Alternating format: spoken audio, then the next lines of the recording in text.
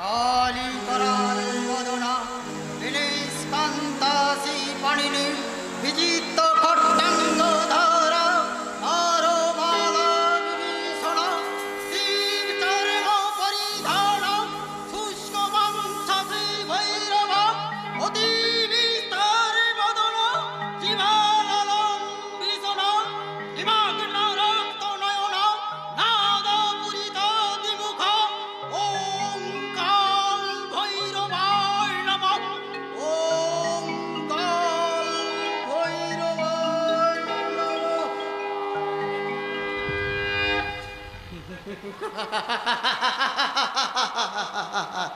কৃষ্ণ কালীর অধম সন্তান আমি শ্যাম সুন্দর সামন্ত, তাই তো পরার্থে জীবন উৎসর্গ করে আজ আমি সর্বত্যাগী গৃহবাসী সন্ন্যাসী।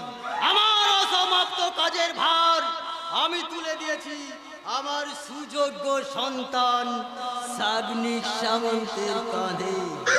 আমার বিশ্বাস সাগ্নিক কখনো অন্যায় আর পাপ কাজ করতে পারে না, কারণ তার কানে তুলে দিয়েছি স্বামী বিবেকানন্দের অমৃতবাণী। জীবে প্রেম করে যেই জন সেই জন সেবিছে ঈশ্বর।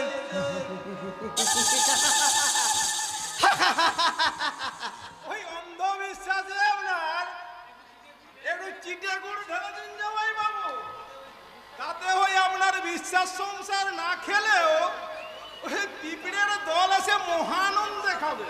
আরে এ কথা তুমি কেন বলছো হরিদাস? তবে আমি কি কোনো ভুল কাজ করেছি? আরে আপনার খেয়ে পরে তা আমি বলি কি করে জামাই বাবু? আরে আপনার ভুলের বোঝা আমি তো কঞ্চা, আমার 14 পুরুষও বইতে পারবে না। তার মানে তুমি আমাকে ইন্টারনেট ভাবে অপমান করছো? ছি ছি ছি ছি ছি জামাই বাবু, ও কথা বলে লজ্জা দেবেন না। আরে আমি শুধু বলতে চাই, এ যে আপনি এত মিথ্যা কথা বলেন। মিথ্যে কথা বলেছি আমি? কখন? কোথায়? আপনার প্রশ্নের রেলগাড়িটা থামান জামাই বাবু।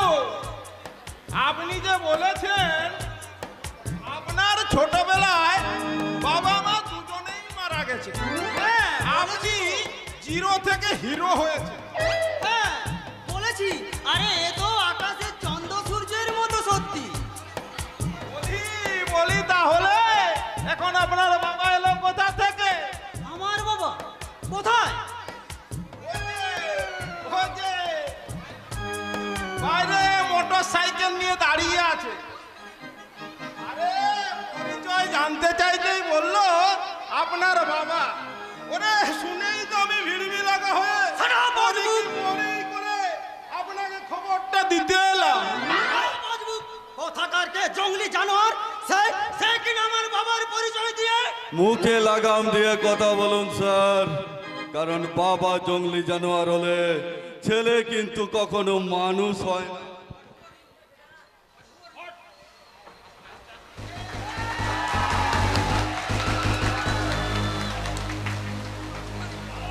But who are you? আগে বলেছে আবারও বলছি, আমি আপনার বাবা। আর একটা বাজে কথা বললে আমি তোমায় গুলি করে মারবো। কেন গুলি করবেন স্যার? কি অন্যায় করেছি আমি? আমি তো কোনো ভুল বা মিথ্যা কথা বলিনি। আমি তো শুধু আপনার বলা কথাগুলোই বলেছি। তাহলে তাহলে আমাকে গুলি খেয়ে মরতে হবে কেন? মিথ্যার বেশ বড় জাল পেতেছ মনে হচ্ছে, তাই তো এই সব অবান্তর কথা বলে তোমার গলা জোর এত বেশি। না স্যার, আপনার মতন মহান মানুষকে মিথ্যার জালে জড়ানোর সাধ বা সাধ্য আমার কোনোটাই নেই। তাই তো শুধু আপনি আমার বলা কথাগুলোই আমি আপনাকে বলেছি। আমার কথা কি কি বলতে চাও তুমি? শুনুন স্যার, আপনি এই হরিদেবপুর গ্রামের একজন স্বনামধন্য ব্যক্তি, তাই সবাই আপনাকে চেনে। তেমনি ভয়ও করে। আর তাদের সেই দুর্বলতার সুযোগ নিয়ে এখানকার নেতাদের হয়ে কয়েক বছর আগে থেকে ভোট প্রচার করে বুথ দখল করে বোমাবাজি করে তাদেরকে ভোটে জিতিয়েছেন। সেই সুবাদে অনেক নেতা মন্ত্রী আপনার হাতের মুঠোয়, আরে নিজে নেতা মন্ত্রী না হয়েও তাদের থেকে অনেক বেশি সুযোগ সুবিধা ভোগ করে চলেছে। আর আর আপনার অনুমতি ছাড়া এখানকার গাছের একটা পাতাও নড়বার সাহস। তাহলে তুমি এই সাহস পেলে কোথা থেকে? কোন খুঁটির জোরে তুমি বলিয়ান হয়ে আমার বাড়িতে দাঁড়িয়ে আমাকে অপমান করো? আরে ভোট প্রচারের সময় আপনি ওই রাস্তার ভিখারিকে পর্যন্ত বলেছিলেন, আরে বাবা আমি তো তোমাদের ছেলের মতো, তাই ভোটটা আমাকেই দিও। আর সেই ভিখারি যদি এসে এখন আপনার বাবা বলে পরিচয় দেয়, তাহলে আপনাকে অপমান করা হবে কেন স্যার? কথা তো নয়, যেন মধু মধু, যেন জামাই বাবুর সামনে একটা আয়না তুলে ধরেছে। যাই বলুন জামাই বাবু, আপনার বাবার কথা কিন্তু লজিক আছে। তুমি চুপ করো। এই যে শোনো মিস্টার, তাহলে তুমি এই কি সেই ভিখারিদের মধ্যে পড়ো? আরে আরে পরে কি বলছেন স্যার? আমি তো জন্মে ভিখারি, তবে ভিখারি ইউনিয়নের সেক্রেটারি। কিন্তু তোমার পোশাক আকাশ থেকে মনে হয় তো তুমি এক নবান্নের অফিসার। আরে তা হবে না কেন স্যার? এই বর্তমান যুগের ডিজিটাল ইন্টারনেট যুগের ভিখারি আমি, তাই তো আমার ভিক্ষার রেটও 1000 টাকা। 1000 টাকা? তুমি ভিখারি না ডাকাত? 1000 টাকা ভিক্ষা চাইলে যদি আপনার ডাকাত মনে হয়, তাহলে ব্যাংকে কোটি কোটি টাকা যারা লুট করে পালিয়ে যাচ্ছে তাদের আপনি কি বলবেন স্যার? দিয়ে দিন জামাই বাবু, দিয়ে দিন। আরে 1000 টাকা আপনার হাতের ময়লা, নইলে আপনার বাবা যা শুরু করেছে এবার আপনার কাঁচা ধরে টানবে। হ্যাঁ দেবো, নিশ্চয়ই দেব। তার আগে বলো তো তোমার নাম ধাম আর সঠিক পরিচয়টা কি? আমি এক যাযাব, আমি এক যাযাব, আমি এক যাযাব, আমি এক যাযাব। পৃথিবী আমাকে আপন করেছে, ভুলেছি নিজের ঘর, তাই আমি যাযাব, আমি এক যাযাব, আমি এক যাযাব, আমি এক যাযাব।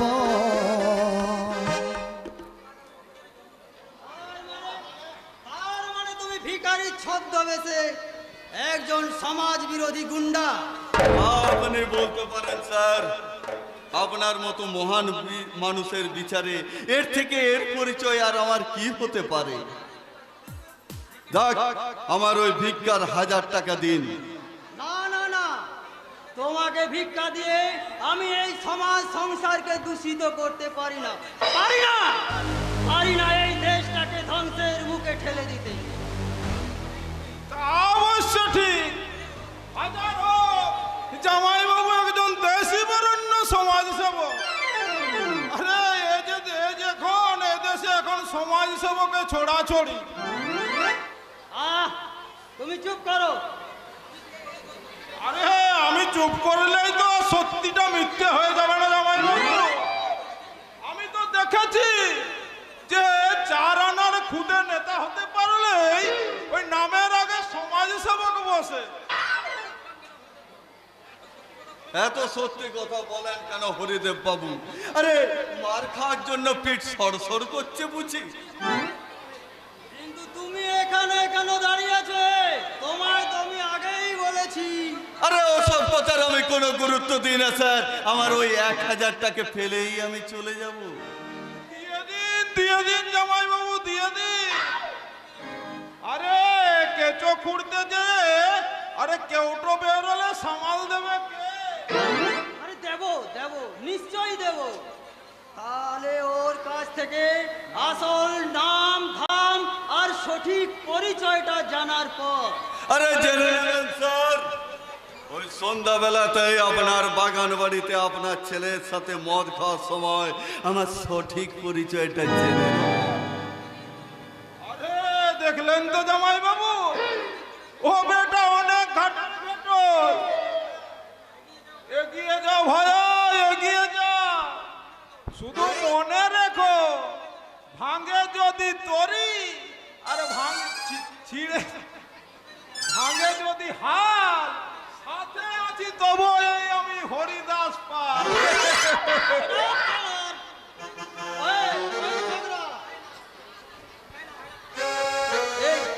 এই নাও 1000 টাকা, কিন্তু মনে রেখো তোমার সঠিক পরিচয়টা। কারো কেউ নই তো আমি, কেউ আমার নয়, কোনো নাম নেই গো আমার শোনো মহাশয়। কারো কেউ নই তো আমি, কেউ আমার নয়, কোনো নাম নেই গো আমার শোনো মহাশয়। কারো কেউ নই তো আমি, কারো কেউ নই তো আমি।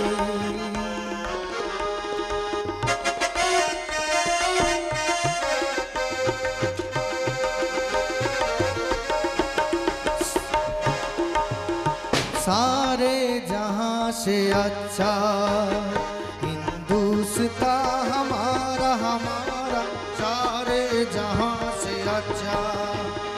हम बुलबुले हैं उसकी ए गुलशिता हमारा हमारा, सारे जहां से अच्छा, सारे जहां से अच्छा, सारे जहां से अच्छा।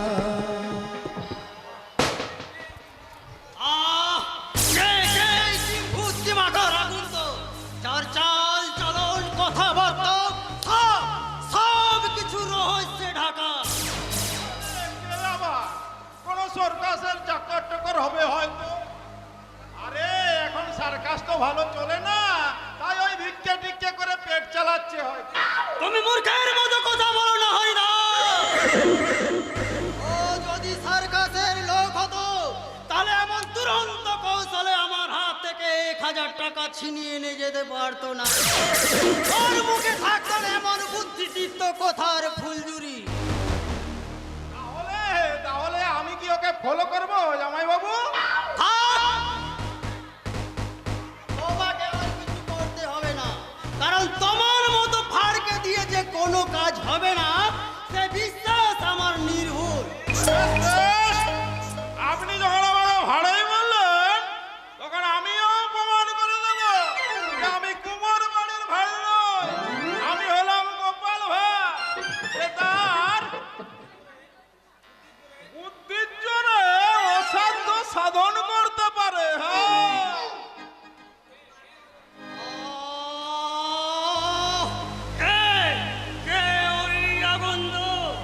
যে আমার হৃদয় শাখায় বসে সারা বৃক্ষটাকে নাড়িয়ে দিল। যা দীর্ঘ 40 বছর ধরে কেউ কোনোদিন পারেনি, তা পারলো কিনা একটা নাদান বালক। কিন্তু ও জানে না আমি কৃষ্ণকালীর সেবক, তাই কখনো বাজাই প্রেমের বাঁশি, আবার ধরি কখনো হত্যা নীলার রশ্মি। আরে মূর্খ, তোর জন্য যদি আমায় কোনোদিন অশ্রী ধরতে হয় সেদিন তুই বুঝবি আমি কত সুন্দর, ভয়ঙ্কর, ভয়ানক।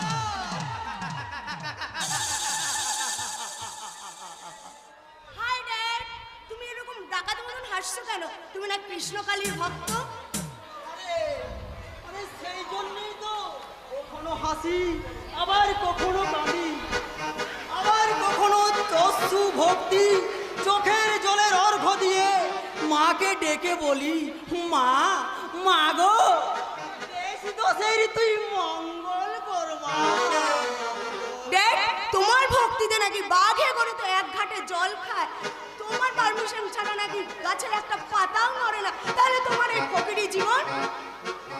আর কতটুকু পেরেছি রে মা, আজই তো এই সংসার জীব হয়ে জীবন যাপন করে চলেছি। তবে কৃষ্ণকালীর ভক্ত আমি, তাই অর্থে লোক, লালসা, সুরা, নারী, সিংহাসন আমাকে এই সমাজ সংসারে বেশি দিন আবদ্ধ করে রাখতে পারবে না। এই কৃষ্ণকলির টানে একদিন আমি এই সমাজ সংসার থেকে সব কিছু ছিনিয়ে নি, না না, মানে সর্বত্যাগী সন্ন্যাসী হয়ে যাব।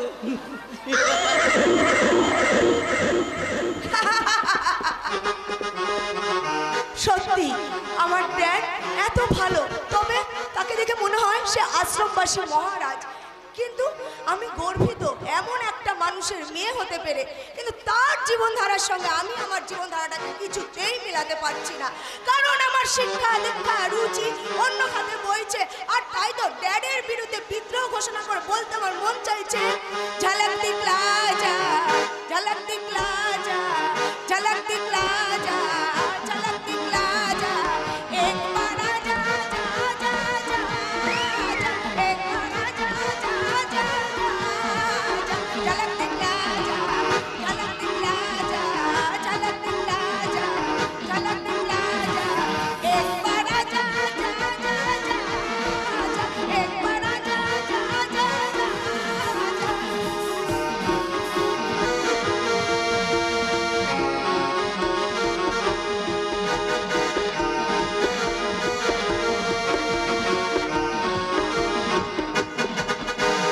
दीदारों के मिलकर बातें, बस तेरी यादें, तेरी मुलाकातें, दीदारों में तेरी यादें, बस तेरी यादें, तेरी मुलाकात। झलक दिखला जा, झलक दिखला जा, झलक दिखला जा, झलक दिखला जा, एक बार आजा जा जा जा, एक बार आजा जा जा, एक बार आजा जा जा जा जा, एक बार आजा जा जा जा जा।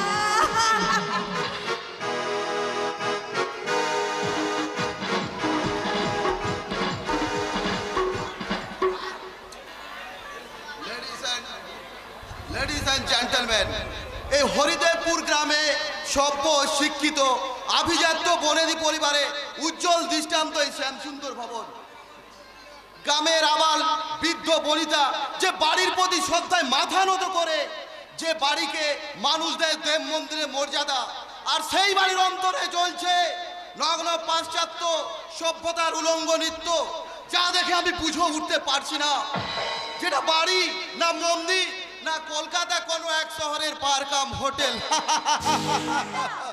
তোর ওই বিলেতি শিক্ষার চশমাটা একবার খুলেই দেখ, তাহলেই বুঝতে পারবি, কারণ এটা পশ্চিমবঙ্গের একটা বিধ্বংসী গ্রাম, আর যে গ্রামে তুই কাটিয়েছিস অনেকগুলো বছর। তাহলে সেই রূপরস গন্ধ কোথায়? কোথায় হারিয়ে গেল বিশ্বকবি রবীন্দ্রনাথ ঠাকুরের মন প্রাণ জুড়ানো কবিতার বাণী? বুক ভরা বধূ, বঙ্গের বধূ, জল লয়ে যায় ঘরে, মা বলিতে প্রাণ করে আনচান, চোখে আসি জল ভরে। ছোটদা, তুই মনে রাখিস তোকে বিলেতে পাঠানো হয়েছিল বিজনেস ম্যানেজমেন্ট পড়ার জন্য, ওই কারো কবিতা চুরি করে মেয়েকে কবি হওয়ার জন্য নয়। আমার সব তালগোল পাকিয়ে যাচ্ছে রে চিনি। তুই কি আমার সেই ছোট্ট বোন যে আমাদের দু ভাইকে ডেকে চুয়া চন্দনের ফোঁটা দিয়ে ঈশ্বরের কাছে মঙ্গল কামনা করে বলতো? বলতাম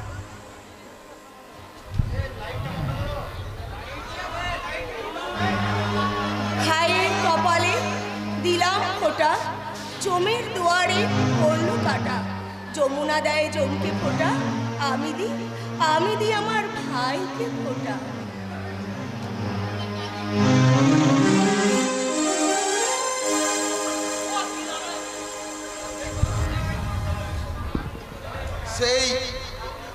সেই তোর মুখে নগ্ন পাশ্চাত্য সঙ্গীতের তালে উদ্দাম, আর নগ্ন নৃত্য, আর পরনে ছোটদা, তোর ওই দার্শনিক গিরিটা না অন্য জায়গায় থেকে হাততালি নিস। সিমি। Yes! আমি পরিবর্তনশীল যুগের সাথে তাল মিলাতে অভ্যস্ত এই সিমি সামন্ত তোর মতন বিলেত অথচ সে গেও বাঙালি বুঝছে নয়। সেই পরিবর্তনশীল জগতে শুধু কি একাই বদলে গেছিস, নাকি তোর সঙ্গে এই সমাজ সংসার তথা এই গ্রামটাও বদলে গেছে? ওরে ছোড়দা, তুই একবার ঘুরে দেখা এই গ্রামটাকে, তাহলেই বুঝতে পারবি তোর এই স্বপ্নে ভরা এদো খেদো পচা গ্রাম আজ কেমন ঝকঝক লিওন লাইটের আলো চকচক করছে, আর সেই সঙ্গে সে মানুষগুলো তোর মতো পাশ্চাত্যের পা গায়ে মেখে অসভ্যতার স্রোতে গা ভাসিয়েছে এই তো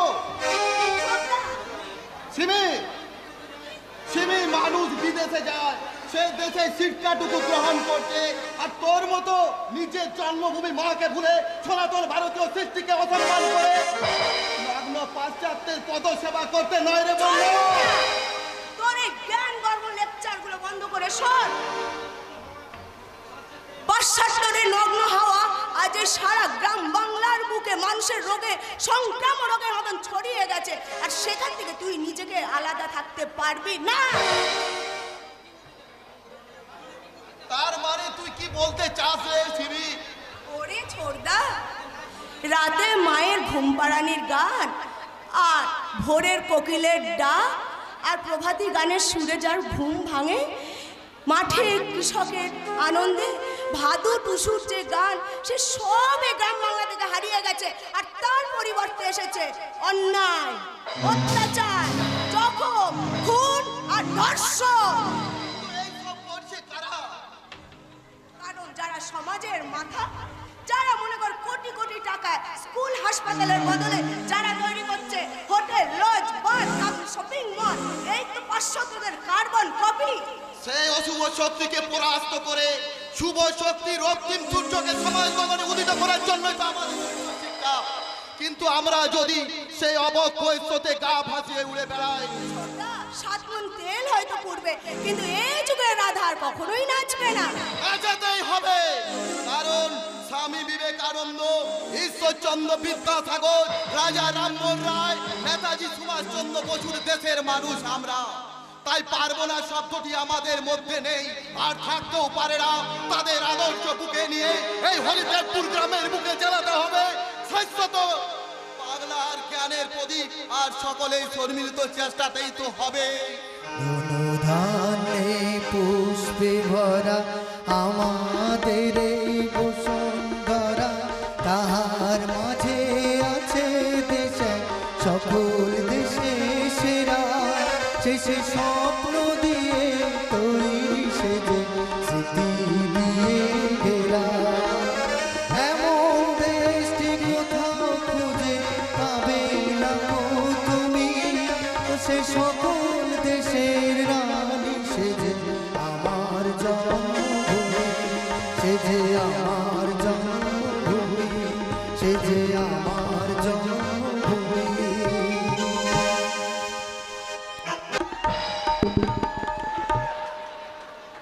চলে যাবি, কিন্তু কোথায় যাবি আর কেনই বা যাবি বলতে পারিস? তোমার ওই অর্থহীন কেন উত্তর আমার জানা নেই দাদা। তাই বলে আমাদের এই সুখের সংসারটা যখন ওই দুঃখের চলে চলে ভাসছে, আর তখন কিনা তুই ওই ভাসতে ভাসতেই তুমি একদিন ডুবে যাবে দাদা। সে বিপদের কোনো কুল কিনারা কোনো কালে পাওয়া যাবে না, তাকে বুকে জড়িয়ে ধরে হাউতাস করে লাভ কি? জীবনটা ওই ব্যবসায়ী যাবে দেখা তা নয় রে ভাই, যে তুই লাভ লোকসানের হিসেব করবি। মাত্র ওই কদিন আগে আমাদের ওই বোনটা আত্মতায়ীর হাতে খুন হলো, আর এই সময় তুই কিনা ওই বাড়ি ছেড়ে চলে যেতে চাইছিস। হ্যাঁ চাইছি, সাগনিক ঠিকই বলেছে। বর্তমানে দেশের যা অবস্থা, তাতে চুরি ডাকাতি খুন ধর্ষণ কোনো কিনারা হবে না দাদা। কি কি বলছিস তুই? ঠিকই বলছি দাদা। এদেশের পুলিশ প্রশাসন, নেতা মন্ত্রী, আমলা সবাই টাকার চালে নাচছে। মোটা অঙ্কের টাকা ঘুষ খেয়ে 6কে 9 আর 3কে রাত করছে। তাহলে আমাদের মতো লিখিত সহায় সম্বলীর নিম্ন মধ্যবিত্তের দল সুবিচার কোথায় পাবে দাদা? তাহলে তাহলে কি করতে চাস তুই? এই অভাব অনটনের জগদ্দল পাথরটাকে সরাতে আমি সামন্ত স্টিল প্ল্যান্টের ম্যানেজার পদে সাগনিক সামন্তের দেওয়া চাকরি করতে আজই আমি হরিদেবপুর ছেড়ে কলকাতায় চলে যাব দাদা।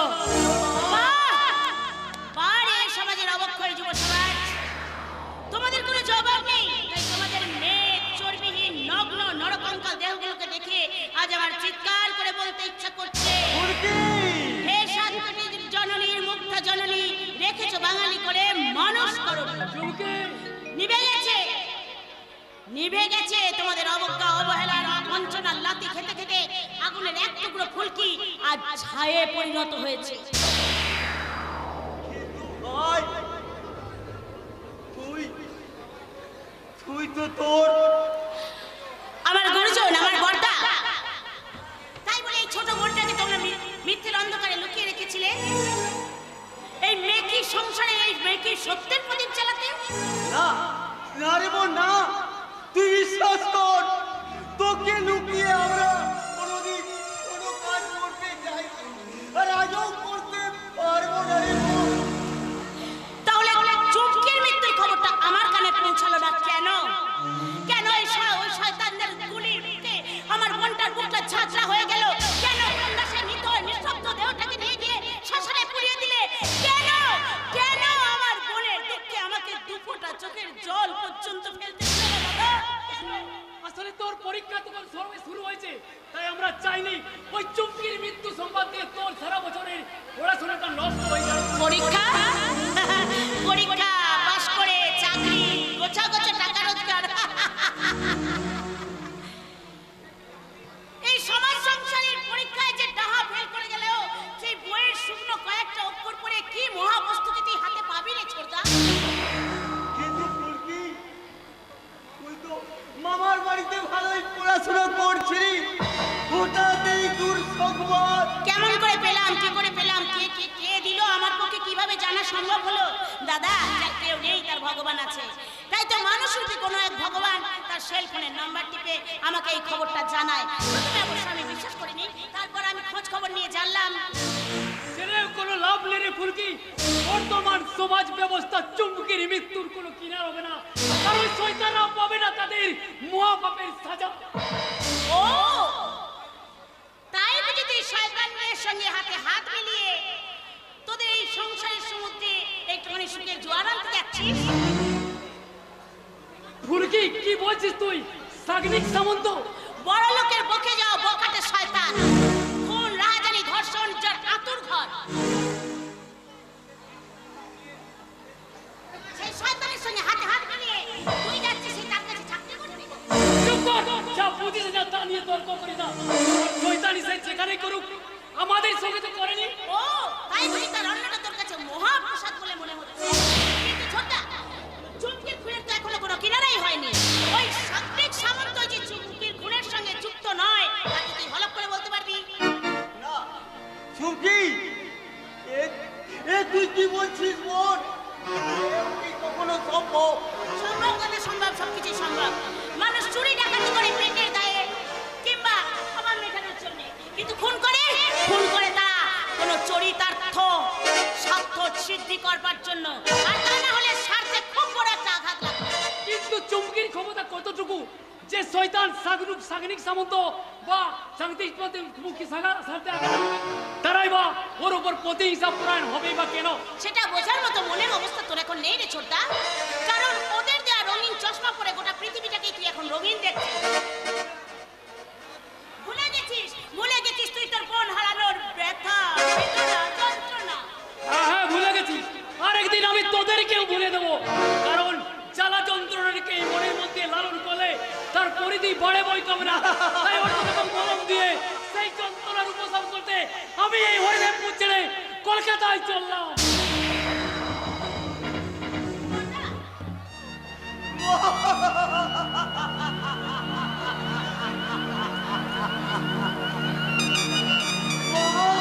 মাগো, তোমার দেওয়া দায়িত্ব আমি পালন করতে পারিনি মা। তোমার এই অপদার্থ সন্তানকে তুমি ক্ষমা করো, তুমি ক্ষমা করো। মাত্র মাছি, তাই তো যে কোনো ঝড় ঝাপটাই আসুক না কেন তোমাকে শক্ত হাতে এই সংসার নৌকোকে বিয়ে নিয়ে যাওয়াই যে তোমার একমাত্র ধর্ম। কিন্তু সেই সংসারকে আমি কেমন করে পালন করবো রে বোন? যে ওই কাল বৈশাখীর দাপটে ওই সংসার নামক নৌকোকে যদি একে একে করে পালিয়ে গিয়ে নিজের জীবন বাঁচানোর চেষ্টা করে। বাটা করবেই তো বাবা, এটাই তো যুগ যন্ত্রণা। এই ঘোর কলিযুগে এর চেয়ে বেশি কিছু আশা করা নেই তো, একমাত্র ভুল। কিন্তু মাসিমা, আমি যে ওই ত্যাগ তিতিক্ষা দুঃখে কষ্টে গোড়া ওই সংসারটাকে নিয়ে আমি অনেক স্বপ্ন দেখেছিলাম। এই জগতে সবার সব স্বপ্ন সত্যি হয় না, আর তা যদি হতো তাহলে এই সংসারগুলো স্বর্গে পরিণত হয়ে যেত। কিন্তু তা তো হবার নয় অর্পি, কারণ স্বার্থ, লোভ আর লালসা এই সংসারটাকে একেবারে বেঁধে ফেলেছে। এ কি, কে তুমি মা? আপনি আমাকে চিনতে পারছেন না মাসিমা? আমি ফুলকি, চুমকির যমজ বোন। চুমকির মৃত্যু সংবাদটা শুনে আমি মামা বাড়ি থেকে ভুল করেছিস, তুই মস্ত বড় ভুল করেছিস মা। এখানে আসা তোর উচিত হয়নি, কারণ যে চলে গেছে তাকে তো আর আমরা ফিরে পাবো না মা, তাকে তো আমরা আর ফিরে পাবো না।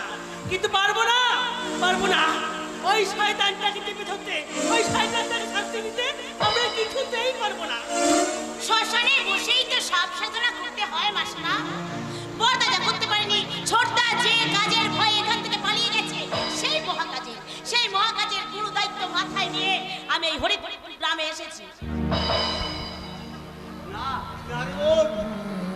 ওই চিন্তে তুই মাথায় আনিসনে ওই ফুলকি, আমি এক মনকে হারিয়ে অনেক যন্ত্রণা বুকে সহ্য করে অভি,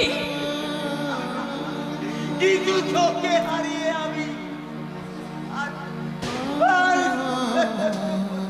বড়দা, তুমি ভুলে যাচ্ছ কেন? বড়দা, আমি চুমকি নই, আমি ফুলকি। আমি আগুনের ফুলকি, যে আগুনের ফুলকি যে কোনো অন্যায় পাপ অধর্মের বুকে এক ফোঁটা ছিটকে গিয়ে সবকিছু দাবানল করে দিতে পারে। কিন্তু মনে রাখিস তুই একটা মেয়ে। আমাদের এই সমাজ সংসার কাগজে কলমে মেয়েদের সমান অধিকার দিয়েছে, কিন্তু আজও আমাদের মেয়েরা বন্দী হয়ে আছে পরাধীনতার নাক পাশে। সেই নাগপাশ তো নিজেদেরকেই ছিন্ন করতে হবে মা, ছিনিয়ে নিতে হবে নিজেদের অধিকার, নিজের রক্ষা করতে হবে নিজেকেই। রাজা, নইলে চুরি করে ঘুমটা দিয়ে অবলা থেকে ঘরের কোণে বসে থাকলে এর থেকে আরো বেশি অত্যাচারের পছলা নেমে আসবে মেয়েদের মাথার উপর। আকাশে বাতাসে ছেয়ে যাবে নারী নির্যাতন, বধূ নির্যাতন, বধূ হত্যার মতো ঘটনা। আর ওই অবলীলা কমে চলবে খুন ধর্ষণের মতো মর্মান্তিক ঘটনা। তাহলে তোমাদের মতো পুরুষগুলো কি করছে? কি করছো তোমরা? এই সমাজের মা বউ স্ত্রীদের ধর্ম রক্ষা করা, এটাও তো পুরুষ ধর্মের একটা কর্তব্য, একটা ধর্ম। মানুষ সেই ধর্ম কর্তব্য পালন করেনি বলেই তো এই সমাজের এই অবক্ষয়। নইলে মাত্র কয়েক হাজার শয়তান এই সারা দেশের সমাজ সংসারকে দূষিত করে চলেছে। আর দেশে 125 কোটি নরনারী থাকতে তাদের অত্যাচারে হাহাকার করে কেঁদে চলেছে। তাদের মধ্যে না আছে প্রতিবাদ, না আছে প্রতিরোধ, না আছে প্রতিবাদ। রাজা, সেই নেশা, সেই প্রতিশোধের নেশা বুকে নিয়েই তো আমি হরিদেবপুর গ্রামে ছুটে এসেছি। এখন তুমি যদি সামান্য একটু আমাকে সাহায্য। না রে বোন, না, কারো কোনো সাহায্য নিয়ে তোকে প্রতিশোধ নিতে হবে না। যে দেশের পুলিশ প্রশাসন নেতা মন্ত্রী সব হাত পা গুটিয়ে বসে আছে, সেখানে তুই একলা মেয়ে হয়ে। দাদা, মেয়ে মানুষই যে মানে অমানুষটা নয়, মেয়েরাও মানুষ, তাদেরও ক্ষমতা আছে, তারা আত্মরক্ষা করতে পারে, তারাও ইচ্ছা করলে একটা জল পাথরকে তুলে সরিয়ে দিতে পারে। এটা বোঝানোর জন্যই তো আজ আমি এসেছি বলদা। কিন্তু মা, এই পৃথিবীতে যে একা সেই ক্ষুদ্র সেই দুর্বল, তুই একা একটা মেয়ে হয়ে কোন অসাধ্য সাধন করবি? কোনো অসাধ্য সাধনে তোর কাজ নেই রে বোন। তুই যেমন ওই বাবার বাড়িতে ছিলি সেখানেই ফিরে যা।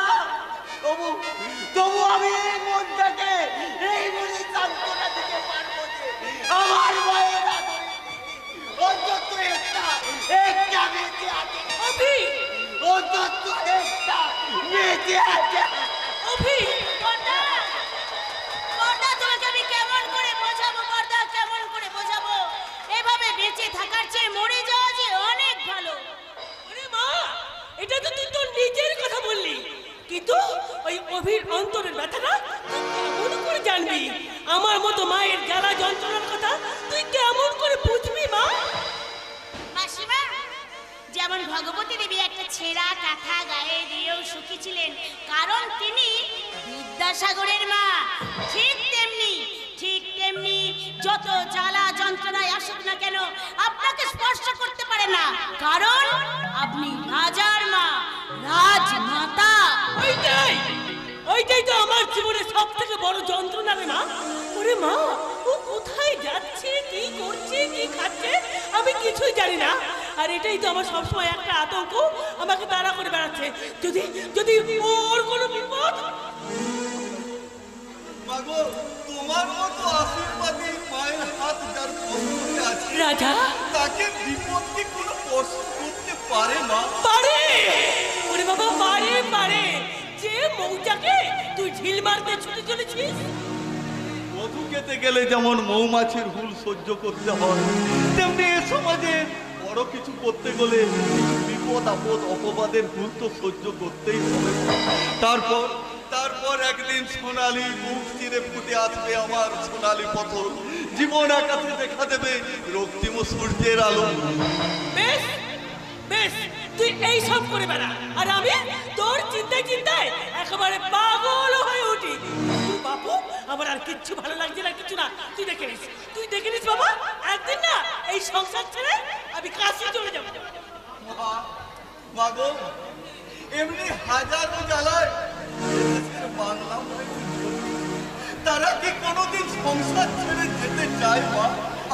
আর তুমিও কি পারবে আমাকে ছেড়ে ওই কাশি বৃন্দাবন গয়ায় গিয়ে নিশ্চিন্তে বাস করতে? পারবো না রে খোকা, পারবো না। আর পারবো না বলেই তো তুই এত বেপরোয়া হয়ে উঠেছিস, না শুনিস কোনো কথা আর না বুঝিস আমার মনের ব্যথা।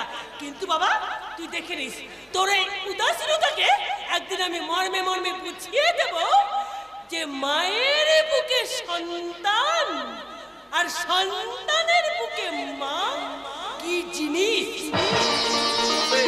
কবে সেই শুভ দিনটি মা? যেদিন আমি তোকে ছেড়ে, তোর এই সংসার ছেড়ে পরপারে চলে যাব খোকা, ওই পরপারে। না, তুমি অমন কথা বলো না মা। এই বিশাল পৃথিবীর সূক্ষ্ম রুক্ষ মরুময় প্রান্তরে তুমি যে আমার জীবনের এক সুশীতল বটবৃক্ষের ছায়া, সেই ছায়া সরে গেলে আমি যে লাশে পরিণত হব মা, লাশে পরিণত হব। এতই যদি বোঝো তাহলে মাকে এত ব্যথা দাও কেন, যন্ত্রণা দাও কেন? কেন বোঝো না মায়ের অন্তরের ব্যথা? মায়ের অন্তরের ব্যথা বেদনা বোঝার মতো সন্তান আজ পর্যন্ত এ পৃথিবীতে জন্মগ্রহণ করেনি ফুলকি। এই কথা তুমি বলছো কেন? তুমি কোনোদিন পারিনি, আর আজও পারবো না। কারণ মায়ের চোখে সন্তান আড়াল হলে মা তার বিপদের আশঙ্কা করে ছটফট করতে থাকে। নিজের আহার নিদ্রা ভুলে গিয়ে সন্তান ফিরে আসার পহর গণে। মায়ের সেই বিপদের আশঙ্কা আর দুঃখ কষ্ট দূর করা কি সন্তানের পক্ষে সম্ভব? তুমি মায়ের কথা এত ভাবো, মাকে তুমি এত ভালোবাসো? কেন বাঁচবো না ফুলকি? ওই মায়ের যে আমার একমাত্র আশ্রয়, আর এই জগৎ সংসারে সত্য মিত্র বন্ধু বান্ধব সবই যে আমার মা। আর আমি তুমি তুমি কি? এই কয়েক বছর আগের কথা তুমি এত সহজেই ভুলে গেলে লাজা? তুমি ভুলে গেলে যে আমাদের খেলার ছলে ছেলেবেলায় তুমি শাস্তে বর আর আমি শাস্তাম কোনে, তুমি শাস্তে রাজা আর আমি শাস্তাম রানী। কোনোদিন ভুলিনি আর ভুলবো না। রাজার পাশে রানী যেমন ছিল আজও আছে আর চিরকাল থাকবে। मिले हो तुम हमको बड़ी नसीबों से, चुराया है मैंने किस्मत की लकीरों से।